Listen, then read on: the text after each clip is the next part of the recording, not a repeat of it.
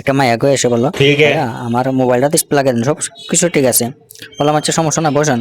আমি লাগানোর পর চেক চেক করলাম যে ঠিক আছে। এখন দেখা যায় ফিটিং করার পর এই সমস্যা যে চাপ দিলে অন হয়, চাপ দিলে অন হয় না। এই নিয়ে আমি প্রায় 2 থেকে 3 ঘন্টা এটা চলে, হ্যাঁ, ঘাটাঘাটি করলাম, কোনো কিছুই রোগ ধরা পাওয়া পড়ে নাই যে বউটি সমস্যা আছে আসার ক্ষেত্রে সম্ভবত। এমন কথা হলো, তো এই মাইয়াটারে কেমনে বোঝামো যে না এটা হয় কোনো লেয়ারের সমস্যা বা সিপিইউতে সমস্যা হতে পারে, কোনো আইসি একটা বল মিস্টেক হতে পারে, এই সমস্যা হতে পারে। এখন তো এইটা আর বোঝা না, কো ভাইয়া আমার তো সব কিছু ঠিক আছে, এখন আমি কেমনে বোঝাই মোজা এটারে।